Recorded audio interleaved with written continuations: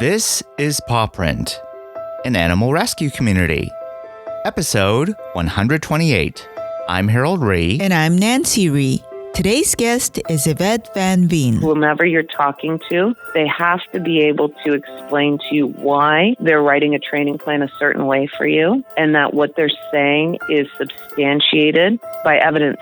You don't just start throwing things at somebody and say, let's try this, and let's try that, let's try this. Yvette Van Veen is based outside of the Toronto, Ontario area, where she runs Awesome Dogs and is also a journalist with the Toronto Star. Today we talk with her about her views on dog training, some of the stories she shared, as well as some of the upcoming webinars she's hosting on a variety of interesting topics. If you want to learn more about Yvette, go to our show notes at thisispawprint.com/128. That's the number 128. I call it a journey of sort of serendipity. Where it's like I sort of fell into this thought. It's something I wanted to do as a child, and then I sort of fell into it. It's sort of taking me through a lot of twists and turns, and and of course the problem with that is now when you sort of sit and have an opinion on something, you look back and say, but I've changed my mind so many times in the past before.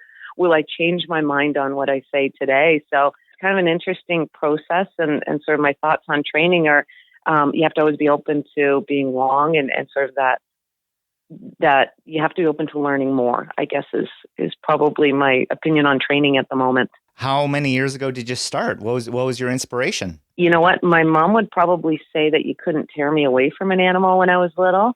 Probably started like I can remember times when I was, around animals, and I was the kid that was always sort of going, hey, there's a stray cat over there. I need to make friends with him. So, when did I start? I remember in school, I was asking the guidance counselors, how do I do this? But it wasn't really considered a legitimate career at the time. And then as I got older, I sort of went into doing the right thing and getting a paid job and going to school and that. And then later on, my husband actually got a job at the SPCA, and it sort of rekindled that sort of thought process of I should be doing what I love to do. But by that point, dog training started becoming more mainstream, or just started. And so it just kind of started learning more and working towards it. And then I switched careers. When did you found Awesome Dogs? In 2001, at the end of it. What was it like the first couple years? Poor. Looking back at it, besides the fact that when you're first starting out, you're like desperately trying to make ends meet. I think it was exciting, but it was also scary because, you're starting out and you're giving people advice and you think you know what you're doing, and you're sort of now tasked or charged with this being able to reach people. Because I think with dog training, the biggest element is you have to be able to draw clients on side and get them to do what they need to do and explain things really. Like, there's so many skills involved in this job. It's not just, can I personally take an animal and train this animal to do what I want them to do? Because I think many people go into the industry with strong training chops, but then you get exposed to the reality of you're actually teaching people and trying to motivate people to make changes in how they interact with their animals that will change their dog's behavior or cat's behavior. It was a strange mix of, you kind of come in with this strong ego and saying, I know what I'm doing, and then you just get pummeled. And I think a lot of new trainers kind of hit that wall first off, unless they're really well prepared for it. How have people's attitudes towards training changed over the years? I think there's a constant influx of fads. I think there's a lot of parallels between dog training and, let's say, the fitness industry, where people are continuously looking for that fix. Like, what will make me skinny? What will make me in shape? I don't want to do a lot of work, fix my problem. I need to do this now. I think there's sort of that similar parallel between things. So I think what I see is changes in the dog industry. I think that there's this cycling back to when I first started. So a lot of the new things that people are seeing today aren't actually new. They're things that were marketed as new 15, 20 years ago, and then people stopped using them because they didn't really work that well, and it's coming back. So that same idea, like with fitness, where you start saying, seeing the steps for like step aerobics starting to pop up in the stores again. You go, I remember those. except people who are younger. So it's that kind of vibe that I get out of the industry, where it almost feels cyclical, or maybe that it's swinging back and forth in terms of trends, rather than sort of a stable change. If someone were to get their first puppy or their, first dog in a long time, what would you recommend folks look for in a dog trainer? Competency. And that's a tough one to assess. I don't think it's enough for somebody to sort of have trained a dog, which I think a lot of people starting up a business, it's, yes, here's my dog, it's spectacular, we have all these ribbons. I don't think that's enough. I think whomever you're talking to, they have to be able to explain to you why they're writing a training plan a certain way for you, and that what they're saying is substantiated by evidence. That, you don't just start throwing things at somebody and say, let's try this and let's try that, and let's try this. See what sticks. Eventually I'll hit something. That a real competent trainer is sort of entering a dialogue with you and starting to draw you out with questions and asking what's going on, so they can start saying, what are the things that are supporting this problem that you're having? Because the sooner I get to that, the sooner I can give you an effective solution, instead of, running about in circles and hoping and praying that you hit a solution. So I think competency is probably one of the first things to do. And I would say it's probably somebody's looking for that dialogue to open up, where, somebody is actually interested in finding out about you and finding out about your dog. And then they start asking you really sort of pointed questions or interesting questions, where you're being taken along a journey that's saying, I'm trying to find out what's going on here, so I can really carefully give you the plan that you need. So with puppies, anything lately in your experience that you've found more and more prevalent as far as something that you've just witnessed? I think the most common thing that people really have to watch out for is resource guarding. I mean, it's something that's always been an issue, partly because it's a survival skill, not so much of a, your dog is flawed if they do it. I mean, people resource guard. It's the ability to sort of hang on to resources that are important. So it's the dog that, if you try and take a bone away, they snarl or they snap with it, or they might hide with it under a coffee table. That, they're kind of protecting it, keeping it safe, or you reach out to pet them while they're eating and they growl. But it can also be that the dog's protecting their person, or let's say a sleeping area. That's the one that, if there's one thing that it would be great if they kept an eye out on and got on it early. Actually, whether it's there or not, they got on it early. That is absolutely the number one thing. Like, if you could get rid of that, I think it would make so much of a difference, even in terms of dogs going into shelters, because as soon as that's been festering and somebody ends up getting bitten, it opens that door to, this dog can't stay here anymore. I have a child, I have another dog, I have something here, like, can't keep this dog, and then they're surrendered. Outside of your hour-long class, how much time should folks spend with their dogs on a daily basis? Actually, I think people tend to be really surprised at how little training I do personally. I'm a big believer in quality over quantity. So I might, if I'm doing rehab type exercises, so let's say something like taking a bone away from a dog, I don't want to do like 50 or 100 reps a day, because I think it starts to get to the point where the dog is pestered more so, even if I'm bringing the dog some chicken or something. So I try to, it's kind of like being continuously pestered by the waiter at the restaurant, where they're like touching your plate, touching your glass, refilling, bugging. I think it starts to become more of a nuisance. So sometimes for some dogs, the amount of training is actually very little. If I'm doing obedience type stuff, I might work for 3, 4, 5 minutes and then take a break. And then later on I'll do some. And then as the dogs get older, it tends to be more of for pet dogs, I'm trying to intertwine real life and realistic expectations with sort of a new habit. Let's call it that. I'm a big believer in that, and back to the fitness sort of idea, you see people and they get gung-ho and they start working out, and it doesn't stick because they don't create new habits and lifestyle changes. What they do is they're looking for a fix and they think they're done. But if you see it instead as a bit more of a lifestyle change, where your training weaves in between what you're doing in life and it all fits together, then it's not about setting time aside for training. It's just that you're you've created this new reality. So I'm more of a fan of that. Quality over quantity. Beyond basic obedience or puppy obedience, what types of intermediate and advanced classes do you often offer? Loose leash walking is a big one. I think that if people can get out with their dogs and they can start walking, they'll spend more time with them. And if they can spend more time with them, they can get out walking. The dog's more fit. The dog's got more things. It remains more socialized. Because they continuously see things that are out in the world.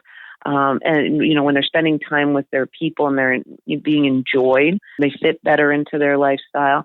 So loose leash walking, I think, is a super important class.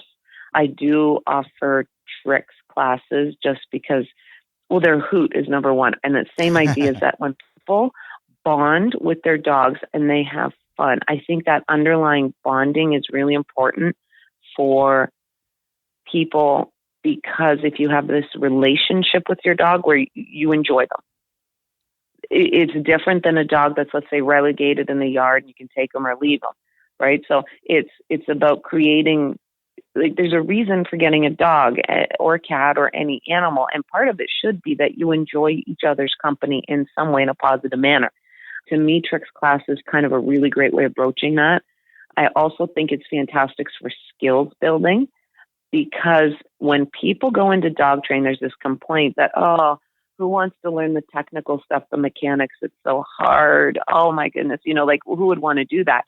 But as soon as you phrase it that you're going to teach the dog to do a trick, suddenly everybody is gung-ho to get the mechanics spot on perfect. And when they learn those underlying mechanics of how to train, and then you say, now, the stays and the leash walking and all that stuff that you want for your real life, the mechanics, you now know them. Now go do it. And suddenly they see that it's actually really easy.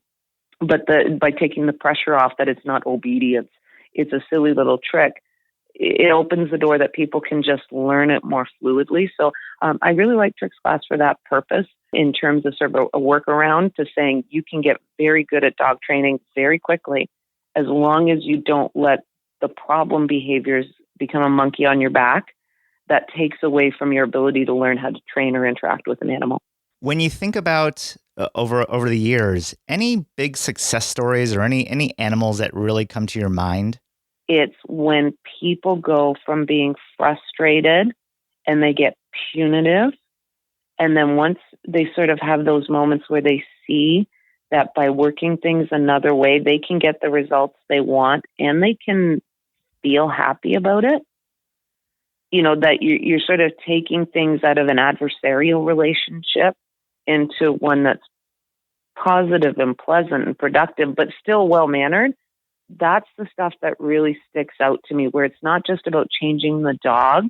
It's about seeing the changes in the people, where instead of looking at their dog as a headache and a source of frustration, that they're looking at their dog as, hey, we're getting this. And to me, those are the ones that really sort of stand out in terms of, the people, they really make me proud. It's not just about the animals, but I think we have to have belief and faith in people that they have the capacity to do this. And that's the stuff that really sort of motivates me to keep going every day. Can you think of a specific dog, a specific situation? There's one that comes to mind, and it was actually one of the first dogs that I worked with a particular rescue. And that dog did come from a feral situation. And what got to me was that other trainers had said this dog was genetically predisposed to aggression and was going to be a dangerous dog. And it sort of sent this dog down a very punitive path where the dog's behavior kept deteriorating. And then after being returned to rescue, we worked with him and ended up living with a veterinarian. And this was many years ago. The dog since passed away. But to see that change, that sometimes we tarnish dogs just by assuming they're genetically flawed, that sometimes we have to just sort of sit back and say, what can I do today? And that dog really had sort of a special place in my heart. And I've got his picture up on a wall, actually. So it's sort of like a constant reminder to never look at a dog and assume that change can't take place. So yeah, that would be the one dog that really sort of, I would have to say, means a lot to me personally. Thanks for sharing that. Now, you're not just a trainer. You've also, in some ways, become a journalist. Care to share a little bit about your experience with the Toronto Star. Yeah, that's been a while. Before that, I used to write for the Londoner, and then switched over to the Toronto Star. Love them. Great Canadian newspaper. And it's something that I fell into, which is funny because I was never a really good writer growing up. So I think it's kind of this huge, again, serendipity, this process where I fell into things and I'm not quite sure how I got there. But I love doing it. I love the correspondence between people. I love that the readers reach out, and it's always an experience and it takes you to new places. Any columns that you wrote that really had a memorable response from folks? Yeah, there's one that I wrote. It wasn't a typical column, but I did travel up to northern Quebec, and I actually met my dog's mother on one of the reserves. So I did write about that one, and that one got a huge response. And then, oddly enough, anytime you go into breeds, you have to be very, very careful, because if you make any slight little inkling that a certain breed might have a problem, it blows up in your face pretty quickly, because the people who love that breed tend to very vocally take anything that kind of slights that breed as very offensive. So I've had a few of those moments where it's like, no, I like the breed. I really do like the breed. It's just, I was just pointing something out. So there's been a few of those where there was quite a heated response because I was trying to make a point and obviously didn't quite hit my target on those. Nothing stirs up a dog owner more than a slight. And towards the breeds they love. Oh yeah, that is, those are fighting words. It's, right. Yeah, people very much, they're tied to the breeds or mixed breeds. We have to, like, I start to think of the people who are very much love their mixed breeds. And I have one. I love mixed breeds too. But if you say anything against mixed breeds, they're like the purebred, fanciers, very defensive and protective. And I love that they are so passionate about it, about, sort of whatever they happen to gravitate towards. The passion is absolutely a great thing. So I can't fault them for that. We're talking to Yvette Van Veen. She is a dog trainer in the Greater Toronto metropolitan area, as well as a journalist. So you can catch her a lot of different ways. How busy is your life now? If you're doing training, you're writing a monthly, or I don't know how often you write it, but you're writing a regular column. How do you get time to yourself? You have to schedule it. You absolutely. I think this is critical for anybody in the pet industry, whether you're working in rescue, whether you're working with cats, whether you're working with dogs, whether you're working with lizards, it doesn't matter. It is critically important that you take time to yourself, even if it's one day a week where you say, this is my time, because burnout destroys a lot of good people in this industry. And you have to prioritize that so that you can come back stronger and you can keep doing this job for years and years and years and years and years, because you're not going to be able to help anybody if you let compassion fatigue get in your way. What's been your experience with compassion fatigue, either in yourself or witnessing it in others? I've seen a lot of people where you can see that they're sort of burning out. I've had it, certainly there's been times in my past where, you just don't wake up with the same energy and enthusiasm going, yeah, let's see what today brings. Let's do some marketing. Let's do this. Let's help some dogs. Like you start to feel like the days, you're just not looking forward to it as much. And I think it's really important to sort of sit back and address it right away, whether it is that you take a day off or whether it's that you say, what is it that's playing with my mind at this moment in time? Also to get off social media, I think is really important, because nothing makes your day worse when you're having a bad day than to get on social media, right. And have fun. And that's the day where everybody just goes at you, right? So it's about making sure that you have that strong support system. And I think the people that have a strong support system and they know to value the opinion of those close to them tend to do really well. At least that's what it looks like to me, where they have, maybe it's not a lot of friends, but they have a small group. But I mean, I don't know if you find that sort of as you do your podcast and stuff, you have to rely on a small group of truth tellers around you who love you and it's sincere, in order to be able to face the greater community where it can be very dangerous, where you're always getting all these voices and they're not always positive. So to be able to realistically assess, did I make a mistake? In which case I need to acknowledge it. Or do I need to just kind of let this go? Compassion fatigue is something that, especially in animal rescue, I think it is a huge issue. Trying to find that work-life balance is so important. So thanks for sharing your thoughts. Absolutely. What does the rest of 2017 look like for you? Well, I've got a few webinars coming up with the Pet Professional Guild. The next one I'm so excited about, actually. My dog, Kip, was part of research experiment from Western University from the Animal Cognition Lab. It involved dogs and time telling, and the researcher is going to be joining me on the webinar that I'm doing. And I can't wait to do that one, because in animal training, time kind of flows through everything. Yeah. We think of it as a stay, right, where you have this long behavior. But if you think about it, it can reach into things like a leave it. If you put food down on the table, too many people feel frustrated with it because they feel like they're constantly leave it, stop it, leave it, stop it, leave it. What they actually want is, when I put food on the table, leave it and stay away from it over time. So there's a lot of little quirky time elements where, a dog has to be able to understand time. But the researcher, in terms of her work, part of it involves with how do they keep track of time, which is really cool. And she'll be joining us on the webinar for question and answer stuff. And then I have a couple other webinars coming up through PPG. They'll be fantastic as well. So I'm really looking forward to those. But the time one especially, because Krista Macpherson, the researcher, her work is impeccable. She does a great job. Right. So dogs and time telling, that is fascinating. So you had explained a little bit, as like your casual dog owner, anything about time telling that would maybe be helpful to us? Oh, tons of stuff. It impacts so many behaviors. Well, I'll give you sort of an example with Kip. One of the things he does when I go work with clients, so where I train, it's attached to my house, and I can walk in and out of the house 100 times, does not make a noise. But exactly every 2.5 hours, you'll hear him start to fuss. And where that comes from is that, when I used to only sort of teach classes weeknights in the evenings, I would always do 2 classes, and in between would be a half-hour break, 2.5 hours. So in his head, he has this time pattern. Every 2.5 hours, Mom puts me away for 2.5 hours, and then she comes and gets me. The problem is as I started doing more and more sessions, if I do 3 sessions, I'm gone for longer, but he still has that time thing in there. So a lot of times people say, I don't know why my dog started barking. I don't know why he started fussing. But if you think of the time in their heads passing, you start to think, oh, well, that makes sense now. I didn't realize that he was actually keeping track of time.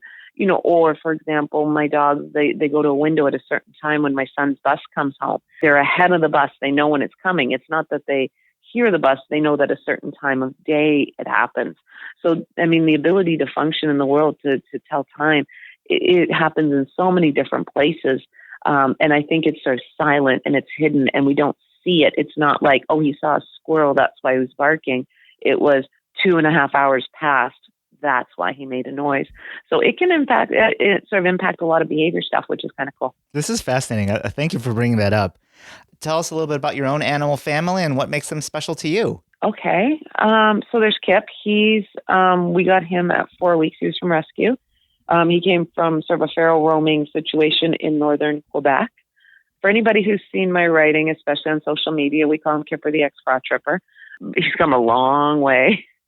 Because he used to actually like to bite men in the crotch when he was younger. But he's come a long way.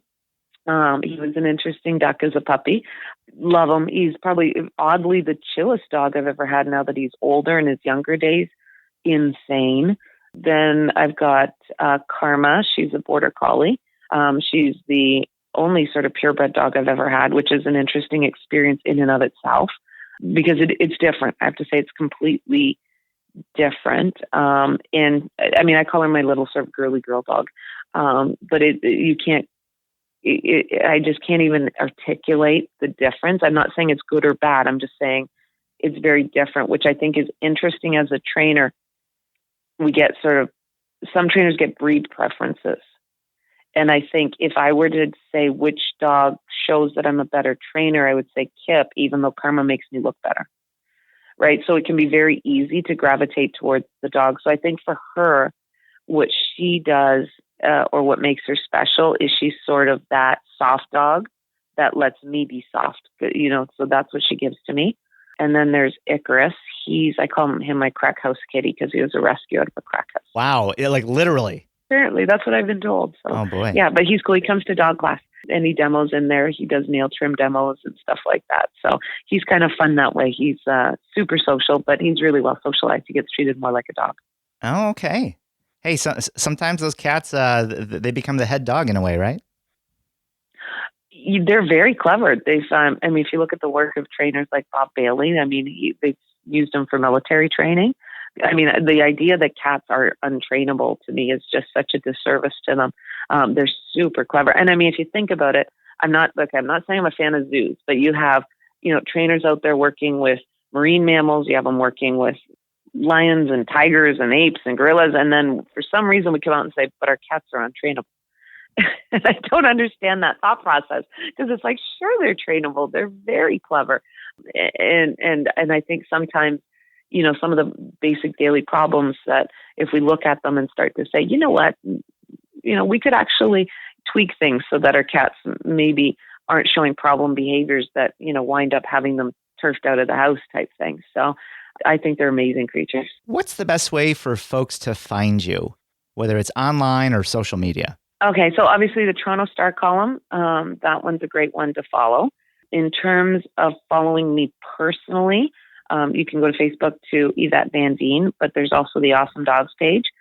If you're a pet professional and sort of into the geekier, nerdier, trainier stuff, though, the Yvette Van Veen profile is a fantastic one to join because that's where I talk about the harder core training stuff. But either or is fine. Would love to have people at both places.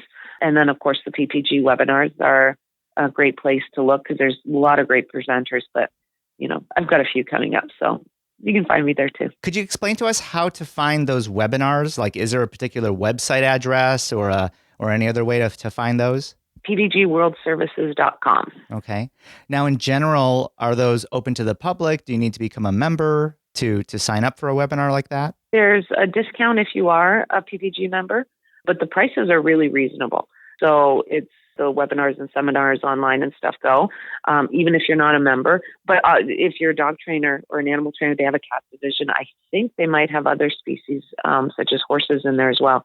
Lots of information there in terms of animal training and different webinars and husbandry and all very reasonably priced. What's the name of your colleague who's helping you with the webinar? The researcher is Krista Macpherson. You can find her research online. Some of it is also listed on my website under research with her permission. So you can see some of her work on stuff like metacognition and whether dogs have the ability to count. And she's really highly underrated, in my opinion, in the animal training world. Fantastic hardcore science. One question I have, since you're in Ontario, of course, in North America in general, you have places like Denver, Miami-Dade County in Florida, Ontario, and now Montreal, kind of the larger populations with the pit bull bans. Yep. I think Ontario's had it for a number of years. How has that impacted the dog culture in Ontario? Has there been any feedback over time with that? Obviously, for some folks, a very controversial topic. In terms of practical terms, in terms of dog owners, fear. I would say it's a terribly fear-inducing law, especially for mixed breed owners. I think anybody in a community where, the people thinking, oh, well, it's just those pit bulls, those evil pit bulls, who wants them? What type of person would want them anyway? I think what they have to really realize, that's not who this law impacts the most. This law impacts people who go out, they get a rescue or, maybe even if it's an oops litter or whatever, a mutt. And then as that dog matures, turns out that it's a little muscular, it's got a little bit of a boxy head. And suddenly your neighbor is using that to basically hold you hostage, saying, I think you need to cut down that tree. And isn't that a pit bull? And because you get reported and suddenly you're not just in the crosshairs, you can't prove you don't have a pit bull, you just have a mutt. And the amount of intense fear is atrocious that people have. Did it stop breeding? No. If anything, the breeders the really sort of nasty, bad breeders who are, fueling the type of dog that nobody ever should have been breeding in the first place. I'm not saying that's pit bulls, just the fighting dogs. They're still out there. You see every so often somebody will come in and say, I have a puppy and it's one of the pit bulls with an exemption. And it's like, there's no exemption. They're straight out lying to people. And we're dealing with people's family pets and their emotions and all that sort of stuff. It's one of the ugliest, most useless laws I've ever seen in my life. It generally just hurts nice people. It's absolutely atrocious. Yeah. Well, sorry to hear that. Hopefully over time, things can be changed. I mean, for better, for worse, it sounds like it may take a while, right? It does. And I don't know what it's going to take to make it change, but it's definitely something where you don't see a drop in aggression rates. I mean, if suddenly that ban was supposed to eliminate dog aggression or Sears dog aggression, I mean, it should have put me out of business on that part of my business. And I know it didn't do that to me. It didn't do that to a lot of people. So in terms of effect and keeping people safer, I don't see it. If you had a magic wand and could change something about the state of animal rescue, what do you think that would be? Revolving door. I think part of it is, it's not just about placing dogs. I think there's been a lot of attention on placing dogs, on getting dogs and cats into homes. But I think it's also important to make sure they stay in those homes permanently. So our measure of what makes a successful adoption. So for example, sometimes I'll see dogs where they've gone from one facility to another facility to another to another.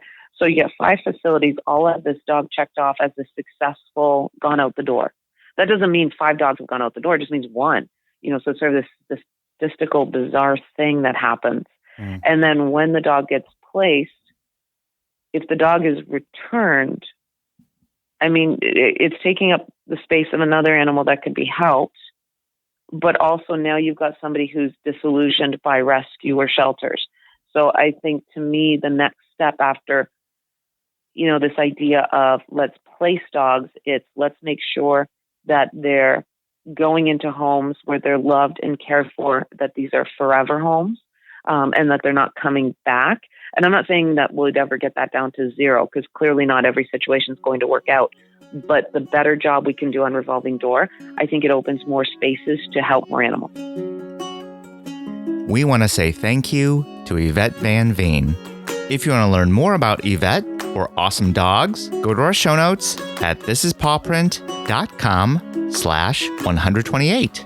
All the music you hear on Paw Print is produced, composed, and performed by the wonderful Luke Gartner-Brereton. You can find him at info.vanillagroovemedia.com. If you'd like to listen to more episodes of Paw Print, you can find us on Apple Podcasts, SoundCloud, and iHeartRadio, among other apps. Search for Paw Print Animal Rescue and hit the subscribe button to get the latest episodes immediately. You can find me or Nancy on social media, Facebook, Instagram, or Twitter. Our handle is This Is Paw Print, all one word. We just want to say thank you to all of you for sharing Paw Print with your friends and family. We've been listened to in over 120 countries and territories around the world, and we couldn't have done it without your support, so thank you. And remember, you spread a positive message of love and peace by saving an animal. Have a great day, everyone, and see you next time on Paw Print. Paw Print is a production of EVER Education. You can't handle the truth.